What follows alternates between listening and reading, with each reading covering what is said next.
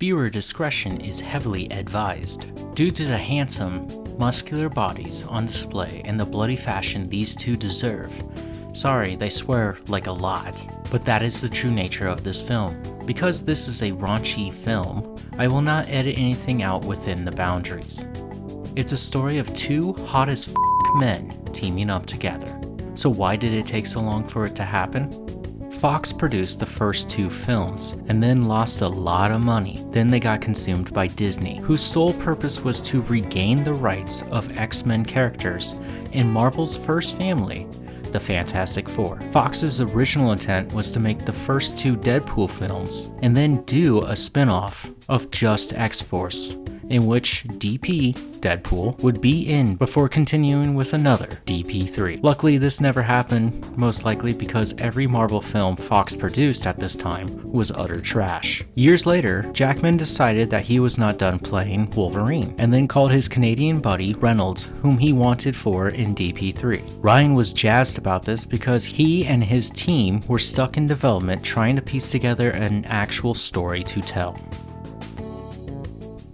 It's been years since Deadpool, Cable, Domino, and friends last teamed up, and Wade Wilson is a used car salesman with his buddy Peter after losing the love of his life and being rejected by the Avengers. On the night of his birthday, there is a knock on the door that happens to be the TVA agents, who take DP to their boss, Paradox. Paradox gives DP a fresh new suit and tells him can save just him from his timeline due to the fact the anchor being, who was Logan, but has died, and now the TVA is looking to use their Time Ripper device to prune DP's whole universe. DP then decides to travel to various multiverses in search of another Wolverine to replace Logan. He eventually finds the worst one and returns to Paradox, where Paradox accidentally reveals that he is doing this outside of his own jurisdiction, which pisses off DP and Wolvie. Before the two can attack Paradox, and Paradox sends them into the void, where all of Fox's trash lives. Together they team up and find a way out of the void to return to DP's universe to stop Paradox in time.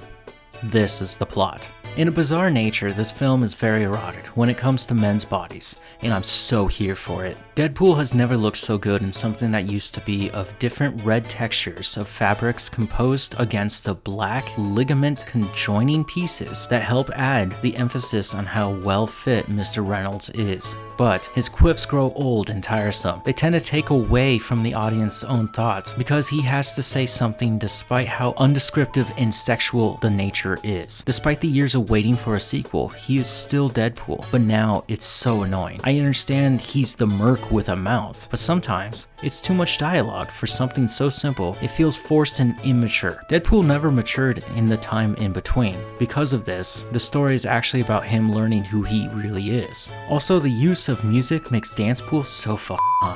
Hugh Jackman is a living legend, and this was the crossover we all waited for, but this time Hugh plays a variant of Logan who refuses the X-Men's call and got them killed off, and in return for his failure went on a rampage to slaughter all those who say different. This Logan, this Wolverine, is a mass murderer. Hugh stated this gave him a fun approach towards reprising the character while maintaining the emotional depths of Logan we've all learned to love, cry, and adore. The dude shows up with his PJs already under his clothes, and is a gorgeous yellow and blue accented suit. Eventually, because this film is heavily eccentric, Hugh took it upon himself to become a new physique for the character. This guy can be the part and act. Go you, singing and dancing god, transcend the steps of mortality, and birth your own legend. Every film since X-Men Last Stand, every time Hugh's played Wolverine, he's become the definition of male physique should be portraying as a superhero. This notion still ripples through all superhero live-action adaptations.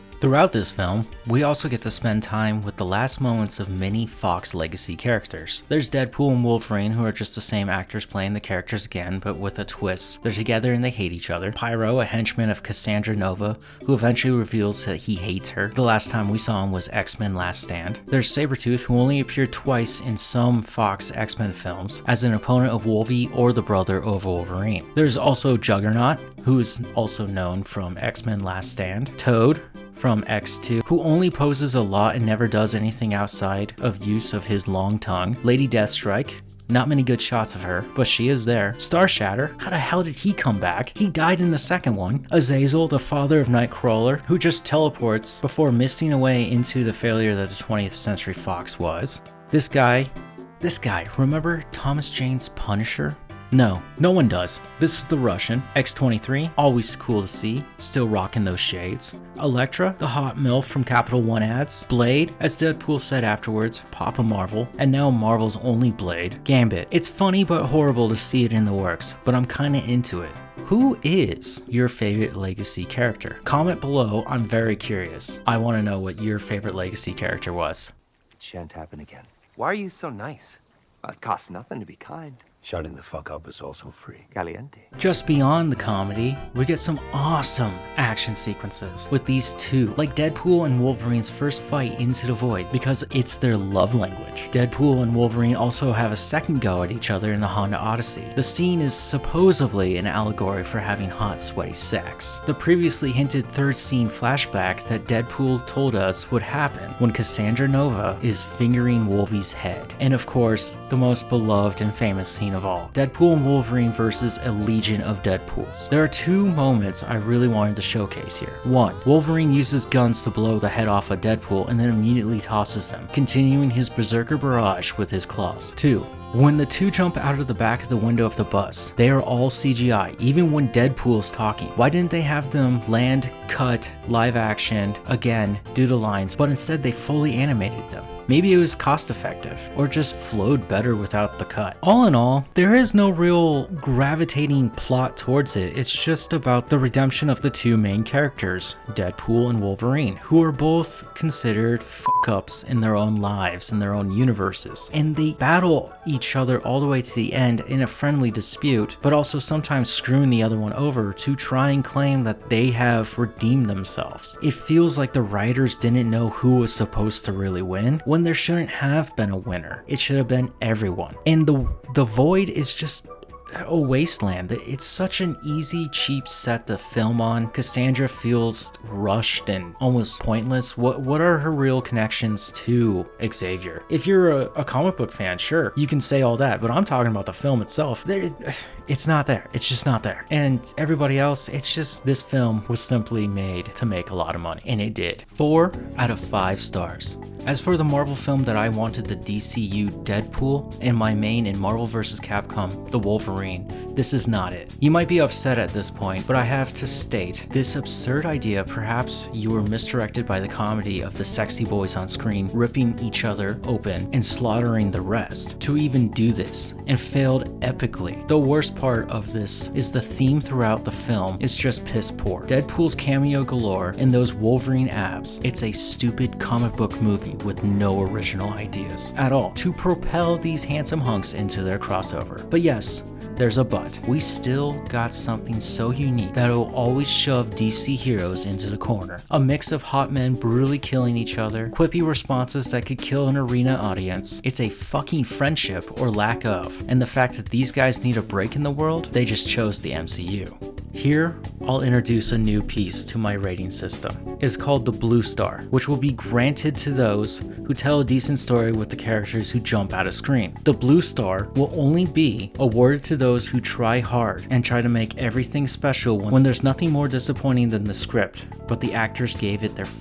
everything. The journey of these two long-lost friends dying to meet each other to create such an epic fuck it stance. Some would say this is the criteria for a cult classic. And here, I give it a 5 out of 5. Walk away with your head held high and a smile on your face. This is the one, it did its job. It just sucks this wasn't the film I thought it was gonna be. And Cable and Domino missing out on the action, they were lazily written out of the plot to make room for cameos and the sexy beast of a man, Wolverine. I'll forgive them for this, but damn it, could they have brought it together with other mutants and the X-Force? That pain instead of running from it. Holy shit. Yeah, she's wise. No, that's her name. You call her Blind Al. Well, she's blind.